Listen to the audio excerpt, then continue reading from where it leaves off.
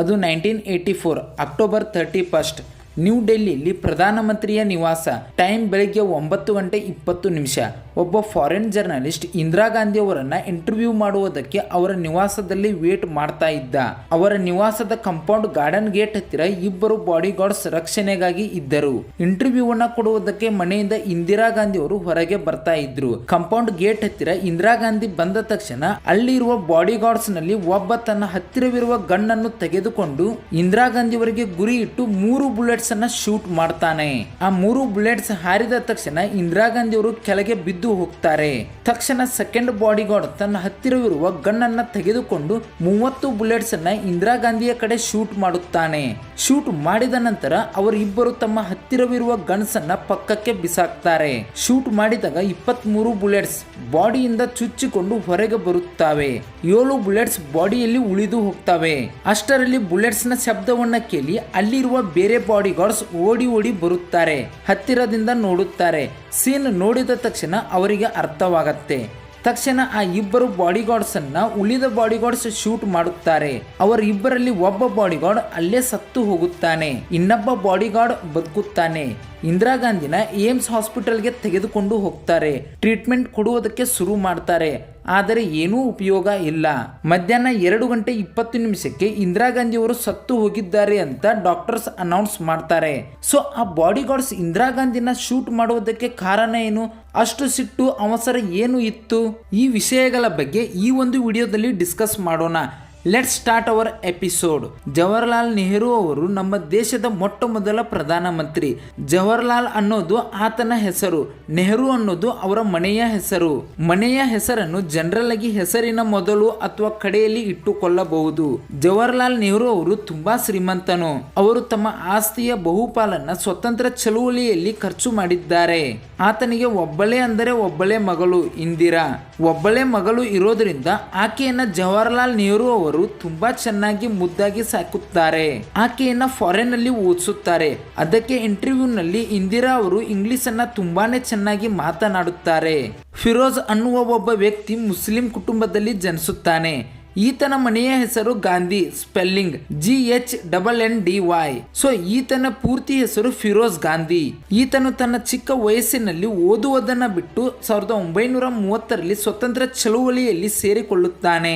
ಫಿರೋಜ್ಗೆ ಮಹಾತ್ಮ ಗಾಂಧಿ ಅಂದರೆ ತುಂಬಾ ಇಷ್ಟ. ಅದಕ್ಕೆ ಆತನು ತನ್ನ ಮನೆಯ ಹೆಸರಿನಲ್ಲಿ ಇರುವ ಗಾಂಧಿ ಸ್ಪೆಲ್ಲಿಂಗ್ ಅನ್ನ GANDHI ಆಗಿ ಬದಲಾಯಿಸಿಕೊಳ್ಳುತ್ತಾನೆ. ಈ ತರ ಸ್ವತಂತ್ರ ಚಳವಳಿಯಲ್ಲಿ ಇರುವಾಗ ನೆಹರು ಮಗಳಾದ ಇಂದಿರಾ ಅವರಿಗೆ ಫಿರೋಜ್ ಗಾಂಧಿ ಅವರ ಪರಿಚಯ ಆಗತ್ತೆ. ಈ ಪರಿಚಯ ಸ್ವಲ್ಪ ದಿನದಲ್ಲಿ ಪ್ರೇಮವಾಗಿ ಬದಲಾಗತ್ತೆ. ಕಡೆಗೆ 1942ರಲ್ಲಿ ಇಂದಿರಾಗೆ ಫಿರೋಜ್ ಗಾಂಧಿಗೆ ಮದುವೆ ಆಗತ್ತೆ. ಮದುವೆ ಆದ ತಕ್ಷಣ ಜನರಲ್ ಆಗಿ ಗಂಡನ ಮನೆಯ ಹೆಸರು ಹೆಂಡತಿಗೆ ಬರುತ್ತೆ. ಸೊ ಮದುವೆಯ ನಂತರ ಇಂದಿರಾ ಮನೆಯ ಹೆಸರು ಗಾಂಧಿ ಆಗತ್ತೆ. ಈ ವಿಧವಾಗಿ ಇಂದಿರಾ ನೆಹರು ಅನ್ನುವ ಹೆಸರು ಇಂದಿರಾ ಗಾಂಧಿ ಆಗತ್ತೆ. ಈ ತರ ಅವರ ವಂಶದಲ್ಲಿ ಗಾಂಧಿ ಎನ್ನುವ ಮನೆಯ ಹೆಸರು ಇವಾಗಲೂ ಕೂಡ ಹಾಗೆ ಇದೆ. ಫಿರೋಜ್ ಇಂದಿರಾ ದಂಪತಿಗೆ 1944ರಲ್ಲಿ ರಾಜೀವ್ ಗಾಂಧಿ, 1946ರಲ್ಲಿ ಸಂಜಯ್ ಗಾಂಧಿ ಗಂಡು ಮಕ್ಕಳು ಜನಿಸುತ್ತಾರೆ. ಇವರಿಬ್ಬರು ಜನಿಸಿದ ಸ್ವಲ್ಪ ದಿನಗಳಿಗೆ ದಂಪತಿಗಳ ಮಧ್ಯೆ ಮನಸ್ತಾಪ ಬರುವುದಕ್ಕೆ ಶುರುವಾಗತ್ತೆ. ಫಿರೋಜ್ ಅವರ ಒಪಿನಿಯನ್ಸ್ ಒಂಥರ ಇದ್ದರೆ ಇಂದಿರಾ ಅವರ ಒಪಿನಿಯನ್ಸ್ ಇನ್ನೊಂಥರ ಇರುತ್ತಾ ಇತ್ತು. ಅಷ್ಟೇ ಅಲ್ಲದೆ ಫಿರೋಜ್ ಅವರಿಗೆ ಬೇರೆ ಹುಡುಗಿಯರ ಜೊತೆ ಸ್ವಲ್ಪ ಚೆಲ್ಲಾಟವಾಡುತ್ತಿದ್ದರು. ಅದು ಇಂದಿರಾ ಗಾಂಧಿ ಅವರಿಗೆ ಇಷ್ಟ ಆಗ್ತಾ ಇರಲಿಲ್ಲ. ಅದಕ್ಕೆ ಅವರಿಬ್ಬರ ಮಧ್ಯೆ ಅವಾಗವಾಗ ಜಗಳ ಆಗ್ತಾ ಇತ್ತು. ಮಕ್ಕಳು ಹುಟ್ಟಿದ ನಂತರ ದಂಪತಿಗಳು ಇಬ್ಬರು ಬೇರೆಯಾಗಿ ಜೀವಿಸುವುದಕ್ಕೆ ಶುರು ಮಾಡುತ್ತಾರೆ.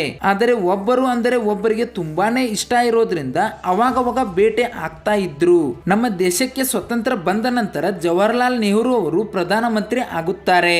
ಮಗಳಾದ ಇಂದಿರಾ ಗಾಂಧಿ ಅವರು ಅನ್ಅಫಿಷಿಯಲ್ ಆಗಿ ನೆಹರು ಅವರಿಗೆ ಪರ್ಸನಲ್ ಅಸಿಸ್ಟೆಂಟ್ ಆಗಿ ಹೆಲ್ಪ್ ಮಾಡ್ತಾ ಬರ್ತಿದ್ದರು. 1960ರಲ್ಲಿ ಹಾರ್ಟ್ ಅಟ್ಯಾಕ್ ನಿಂದ ಫಿರೋಜ್ ಗಾಂಧಿ ಅವರು ಸತ್ತು ಹೋಗುತ್ತಾರೆ.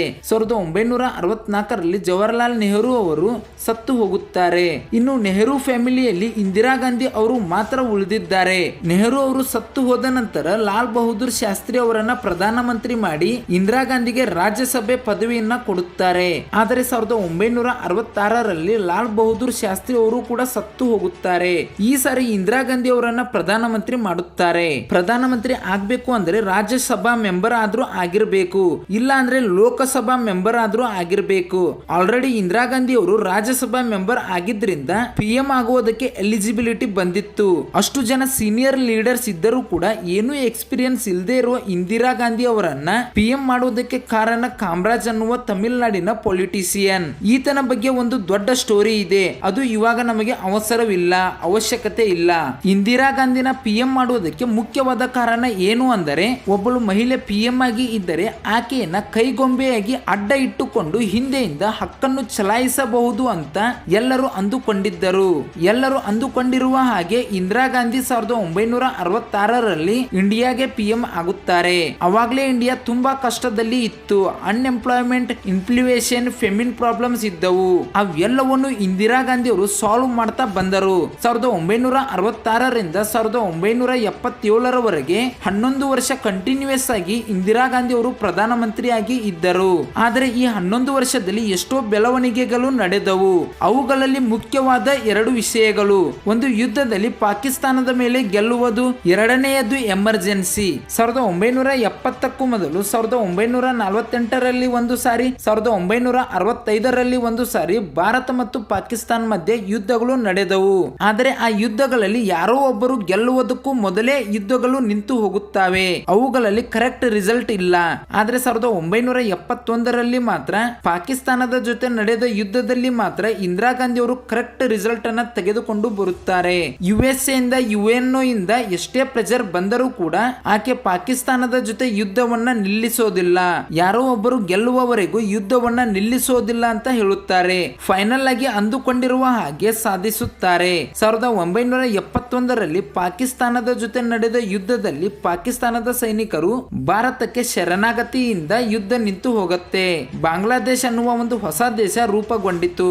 ಸೊ ಬಾಂಗ್ಲಾದೇಶನ ರಚಿಸುವುದಕ್ಕೆ ಇಂದಿರಾ ಗಾಂಧಿ ಅವರು ಮುಖ್ಯವಾದ ಪಾತ್ರ ವಹಿಸಿದ್ದರು. ಅವಾಗ ಅಪೋಸಿಷನ್ ಲೀಡರ್ ಆದ ಅಟಲ್ ಬಿಹಾರಿ ವಾಜಪೇಯಿ ಅವರು ಇಂದಿರಾ ಗಾಂಧಿ ಅವರನ್ನ ಕನಕ ದುರ್ಗ ಅಂತ ಪ್ರಶಂಸಿಸಿದರು.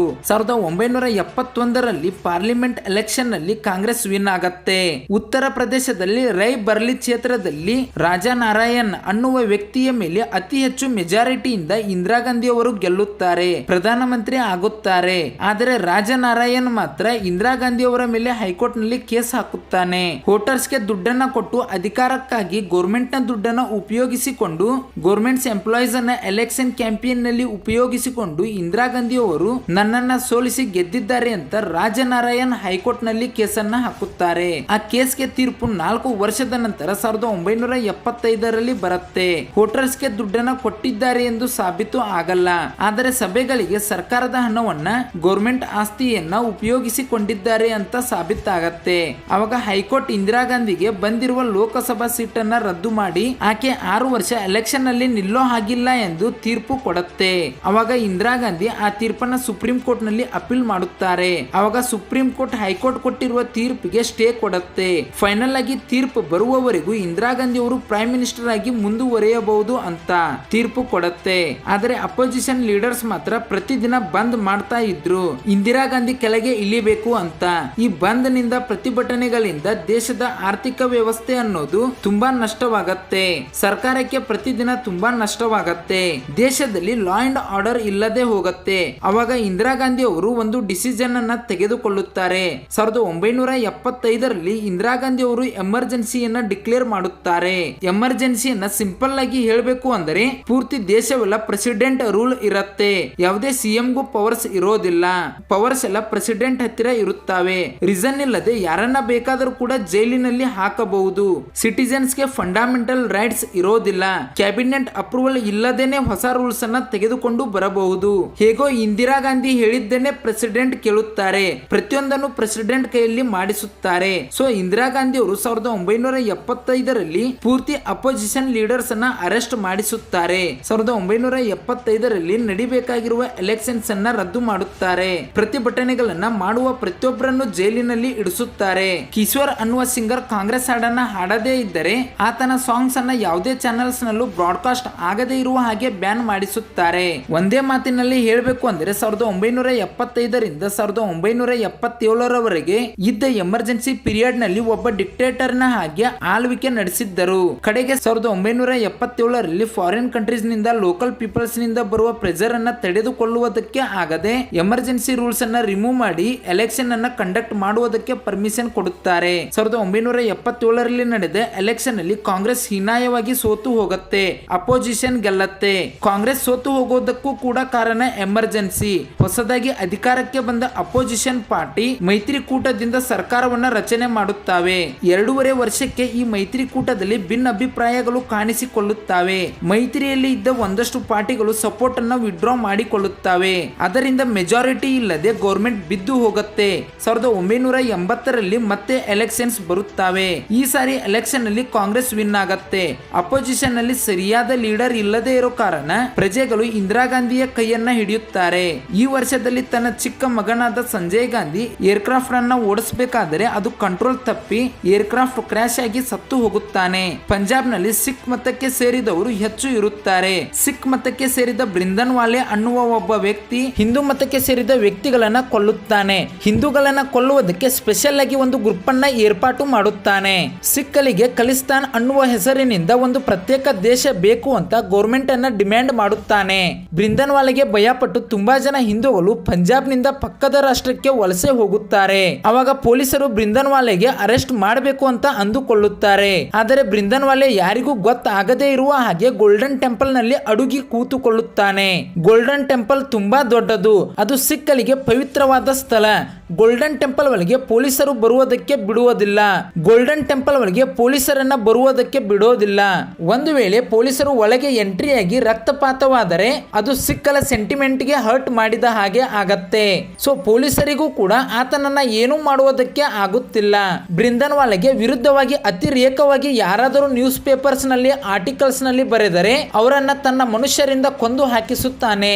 ಕಡೆಗೆ ಸಿಖ್ ಮತಕ್ಕೆ ಸೇರಿದವರು ಯಾರಾದರೂ ತನ್ನ ವಿರುದ್ಧವಾಗಿ ಬಂದರೆ ಅವರನ್ನು ಕೂಡ ಕೊಲ್ಲಿಸುತ್ತಾನೆ. 1984ರ ಹೊತ್ತಿಗೆ ಬ್ರಿಂದನ್ ವಾಲೆ ಮನುಷ್ಯರ ಕೈಯಲ್ಲಿ ತುಂಬಾ ಜನ ಹಿಂದೂಗಳು ಸತ್ತು ಹೋಗುತ್ತಾರೆ. ಸಿಖ್ ಮತಕ್ಕೆ ಸೇರಿದ ಪ್ರತಿಯೊಬ್ಬರು ಕನಿಷ್ಠ 32 ಮಂದಿ ಹಿಂದೂಗಳನ್ನ ಕೊಲ್ಲಬೇಕು ಅಂತ ಪಬ್ಲಿಕ್ ಆಗಿ ಬ್ರಿಂದನ್ ವಾಲೆ ಅನೌನ್ಸ್ ಮಾಡುತ್ತಾನೆ. ಜೂನ್ 5ನೇ ತಾರೀಕು ಪಂಜಾಬ್ ನಲ್ಲಿ ಇದ್ದ ಹಿಂದೂಗಳ ಎಲ್ಲರನ್ನು ತನ್ನ ಮನುಷ್ಯರ ಕೈಯಿಂದ ಕೊಲ್ಲಿಸಬೇಕು ಅಂತ ಪ್ಲಾನ್ ಹಾಕುತ್ತಾನೆ. ಇಂಡಿಯಾನ ಹೊರತುಪಡಿಸಿ ಹಿಂದೂಗಳು ಮತ್ತು ಸಿಖ್ಗಳ ಮಧ್ಯೆ ಸಿವಿಲ್ ವಾರ್ ಅನ್ನ ಕ್ರಿಯೇಟ್ ಮಾಡಬೇಕು ಅಂತ ಪ್ಲಾನ್ ಮಾಡಿದ್ದ. ಎಲ್ಲ ಕೆಲಸಗಳನ್ನ ಆತನು ಗೋಲ್ಡನ್ ಟೆಂಪಲ್ ಒಳಗಿನಿಂದ ಹೊರಗೆ ಇದ್ದ ತನ್ನ ಮನುಷ್ಯರ ಕೈಯಲ್ಲಿ ಮಾಡಿಸುತ್ತಿದ್ದಾನೆ. ಗವರ್ನಮೆಂಟ್ ಎಷ್ಟೇ ಸಾರಿ ಆತನ ಜೊತೆ ಚರ್ಚೆ ನಡೆಸಿದರೂ ಕೂಡ ಆತನು ಮಾತ್ರ ಕೇಳುತ್ತಿಲ್ಲ.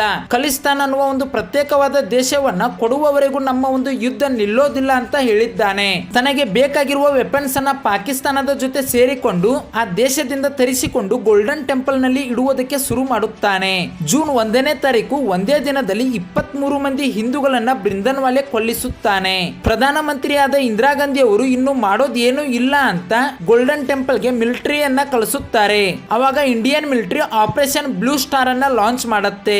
ಈ ಆಪರೇಷನ್ ಟಾರ್ಗೆಟ್ ಒಂದು ಗೋಲ್ಡನ್ ಟೆಂಪಲ್ ಒಳಗೆ ಇರುವ ಬ್ರಿಂದನ್ ವಾಲೆನ ಅವನ ಸಹಚರರನ್ನ ಮುಚ್ಚಿ ಇಟ್ಟುಕೊಂಡಿರುವ ವೆಪನ್ಸ್ ಅನ್ನ ಹೊರಗೆ ತೆಗೆದುಕೊಂಡು ಬರೋದು. ಜೂನ್ 5ನೇ ತಾರೀಕು ಗೋಲ್ಡನ್ ಟೆಂಪಲ್ ಅನ್ನ ಭಾರತದ ಸೈನಿಕರು ಸುತ್ತುವರಿಯುತ್ತಾರೆ. ಬ್ರಿಂದನ್ ವಾಲೆನ ಸೆರೆ ಆಗುವಂತ ಆರ್ಮಿ ಕಮಾಂಡರ್ ಆದ ಕುಲ್ದೀಪ್ ಸಿಂಗ್ ಅವರು ಲೌಡ್ ಸ್ಪೀಕರ್ ನಲ್ಲಿ ಅನೌನ್ಸ್ ಮಾಡುತ್ತಾರೆ. ಆದರೆ ಬ್ರಿಂದನ್ ವಾಲೆ ಅದಕ್ಕೆ ಒಪ್ಪಿಕೊಳ್ಳೋದಿಲ್ಲ. ಒಳಗೆ ಇರುವ ಭಕ್ತರನ್ನ ಟೂರಿಸ್ಟ್ ಗಳನ್ನ ಹೊರಗೆ ಹೋಗದೇ ಇರುವ ಹಾಗೆ ಬ್ರಿಂದನ್ ವಾಲೆಯ ಮನುಷ್ಯರು ಅಡ್ಡ ಹಾಕುತ್ತಾರೆ. ಹಾಗೆ ಮಾಡಿದರೆ ಮಿಲಿಟರಿ ಆಕ್ಷನ್ ತೆಗೆದುಕೊಳ್ಳೋದಿಲ್ಲ ಅಂತ ಬ್ರಿಂದನ್ ವಾಲೆ ಅಂದುಕೊಳ್ಳುತ್ತಾನೆ. ಆತನು ಅಂದುಕೊಂಡಿರುವ ಹಾಗೆ ಮಾಡಿದರೆ ಅದು ಮಿಲಿಟರಿ ಯಾಕೆ ಆಗತ್ತೆ, ಏನಾದರೂ ಪರವಾಗಿಲ್ಲ ಅಂತ ಸೈನಿಕರು ಮಾಡೋದು ಏನು ಇಲ್ಲ ಅಂತ ಗೋಲ್ಡನ್ ಟೆಂಪಲ್ ಗೆ ಬಾಂಬ್ಸ್ ಅನ್ನ ಹಾಕೋದು, ಹೆವಿ ಗನ್ಸ್ ನಿಂದ ಶೂಟ್ ಮಾಡೋದು ಶುರು ಮಾಡುತ್ತಾರೆ. ಟ್ಯಾಂಕ್ಸ್ ಅನ್ನ ಗೋಲ್ಡನ್ ಟೆಂಪಲ್ ಒಳಗೆ ತೆಗೆದುಕೊಂಡು ಹೋಗಿ ಬಾಂಬ್ಸ್ ಅನ್ನ ಹಾಕುವುದಕ್ಕೆ ಶುರು ಮಾಡುತ್ತಾರೆ. ಒಂದು ಕಡೆಯಿಂದ ಸೈನಿಕರು ಸತ್ತು ಹೋಗುತ್ತಿದ್ದಾರೆ, ಇನ್ನೊಂದು ಕಡೆ ಬ್ರಿಂದನ್ ವಾಲೆ ಮನುಷ್ಯರು ಕೂಡ ಸತ್ತು ಹೋಗುತ್ತಿದ್ದಾರೆ. ಮಧ್ಯೆ ಇರುವ ಭಕ್ತರು ಟೂರಿಸ್ಟ್ಗಳು ಕೂಡ ಸತ್ತು ಹೋಗುತ್ತಿದ್ದಾರೆ. ಮಿಲಿಟರಿ ಅಂದಾಜು ಮಾಡಿದ ವೆಪನ್ಸ್ ಗಿಂತ ಹೆಚ್ಚು ವೆಪನ್ಸ್ ಬ್ರಿಂದನ್ ವಾಲೆ ಹತ್ತಿರ ಇದ್ದವು. ಅಲ್ಲಿ ಬಂದಿರುವ ಭಕ್ತರನ್ನ ಟೂರಿಸ್ಟ್ ಗಳನ್ನ ಬ್ರಿಂದನ್ ವಾಲೆ ಹ್ಯೂಮನ್ ಶೀಲ್ಡ್ ನ ಹಾಗೆ ತನ್ನ ರಕ್ಷಣೆಗಾಗಿ ಉಪಯೋಗಿಸಿಕೊಳ್ಳುತ್ತಿದ್ದ.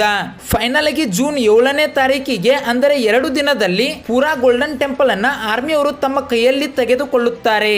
ಬ್ರಿಂದನ್ ವಾಲೆ ಇನ್ನು ತನ್ನ ಮನುಷ್ಯರು ಎಲ್ಲರೂ ಸತ್ತು ಹೋಗುತ್ತಾರೆ. ಜೂನ್ 1ರ ಒಳಗೆ ಅಡಗಿಕೊಂಡಿರುವ ಇನ್ನೂ ಸ್ವಲ್ಪ ಜನರನ್ನ ಮಿಲಿಟರಿ ಕೊಲ್ಲತ್ತೆ. ಫೈನಲಿ ಜೂನ್ 10ರ ದಿನ ಆಪರೇಷನ್ ಎಂಡ್ ಆಗತ್ತೆ. ಈ ಆಪರೇಷನ್ ಅಲ್ಲಿ 83 ಜನ ಸೈನಿಕರು ಸತ್ತು ಹೋಗುತ್ತಾರೆ. 493 ಮಿಲಿಟೆಂಟ್ಸ್ ಅಂದರೆ ಉಗ್ರಗಾಮಿಗಳು ಕೂಡ ಸತ್ತು ಹೋಗುತ್ತಾರೆ. ಗೋಲ್ಡನ್ ಟೆಂಪಲ್ ತುಂಬಾನೇ ಡ್ಯಾಮೇಜ್ ಆಗತ್ತೆ. ಆರ್ಮಿ ಅಂದುಕೊಂಡಿದ್ದನ್ನ ಸಾಧಿಸುತ್ತಾರೆ. ಈ ಆಪರೇಷನ್ ಅನ್ನ ಮಾಡಿಸಿದ್ದು ಇಂದಿರಾ ಗಾಂಧಿ. ಸೊ ಆಕೆಯ ಮೇಲೆ ರಿವೆಂಜ್ ನ ತೆಗೆದುಕೊಳ್ಳುವುದಕ್ಕೆ ಸಿಖ್ ಮತಕ್ಕೆ ಸೇರಿದ ಇಬ್ಬರು ಬಾಡಿ ಗಾರ್ಡ್ಸ್ ಫಸ್ಟ್ ನಲ್ಲಿ ಹೇಳಿದ ಹಾಗೆ ಇಂದಿರಾ ಗಾಂಧಿಯನ್ನ ಅಕ್ಟೋಬರ್ 31ರಂದು ಕೊಂದು ಹಾಕುತ್ತಾರೆ. ಆಕೆಯನ್ನ ಕೊಂದರೆ ಪ್ರಜೆಗಳು ಸುಮ್ಮನೆ ಇರ್ತಾರ? ನೆಕ್ಸ್ಟ್ ಡೇ ಸಿಖ್ ಮತಕ್ಕೆ ಸೇರಿದ 15,000 ಮಂದಿಯನ್ನ ಸ್ವಲ್ಪ ಜನರು ಸೇರಿ ಅವರನ್ನ ಬರ್ಬರವಾಗಿ ಕೊಲ್ಲುತ್ತಾರೆ. ಈ ತರ ಇಂದಿರಾ ಗಾಂಧಿ ಅವರ ಜೀವನ ಮುಗಿಯುತ್ತೆ. ಈ ಗ್ಲಾಸ್ ಮಧ್ಯೆ ಇರುವ ಸ್ಥಳದಲ್ಲಿ ಇಂದಿರಾ ಗಾಂಧಿಯನ್ನ ಶೂಟ್ ಮಾಡಿದ ಪ್ಲೇಸ್. ಆಕೆ ಸತ್ತು ಹೋದ ನಂತರ ರಕ್ತದಲ್ಲಿ ಮುಳುಗಿದ್ದ ಆಕೆಯ ಸೀರೆಯನ್ನ, ಆಕೆಯ ವಸ್ತುಗಳನ್ನ ನ್ಯೂ ಡೆಲ್ಲಿಯಲ್ಲಿ ಇರುವ ಒಂದು ಮ್ಯೂಸಿಯಂ ನಲ್ಲಿ ಇಟ್ಟಿದ್ದಾರೆ.